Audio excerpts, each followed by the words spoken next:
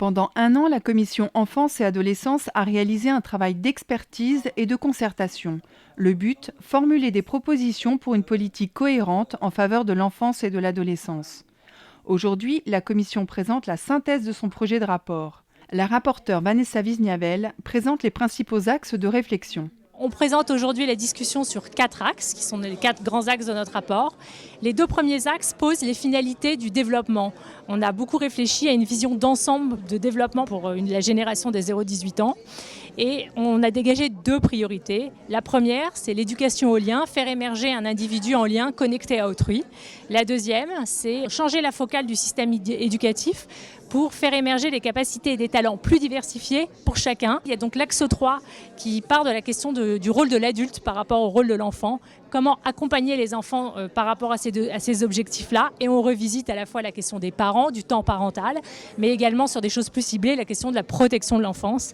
L'axe 4, c'est la question des inégalités, à la fois sociodémographiques et territoriales. Les 200 invités de ce jour ont pu confronter leurs expériences et leurs compétences. L'éducation nationale était largement représentée avec des formateurs, proviseurs, directeurs de recherche et professeurs d'université.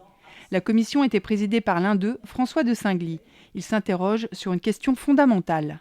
Comment repenser le développement de l'adolescent pour que dans les différents espaces, y compris l'espace scolaire, ils se sentent mieux, qu'ils travaillent aussi et que ça ait du sens et pas simplement une culture. Parce que la culture scolaire, pour la plupart des enfants, c'est une culture du passé.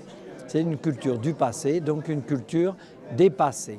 Parmi les intervenants, Nicolas Sadirac parle de son modèle éducatif différent développé dans son école d'informatique. Il répond à l'axe de travail numéro 2 rédigé par la commission sur le développement des talents. Je crois qu'on est quasiment la seule école au monde à ne pas avoir de professeurs. Il n'y a pas du tout de cours, il n'y a pas de transmission de connaissances, on n'a pas de MOOC. On est une école qui ne cherche pas du tout à développer les connaissances des étudiants, mais qui cherche à développer la capacité de création, la capacité à collaborer, la capacité à co-créer, à co-inventer. C'est une école finalement de développement personnel et pas du tout une école de transmission de connaissances. L'objectif de tous ces professionnels est de multiplier les liens entre les enfants et les aider à être eux-mêmes en étant reconnus par les autres. Le projet de rapport de la commission Enfance et Adolescence sera remis au Premier ministre courant mars 2015.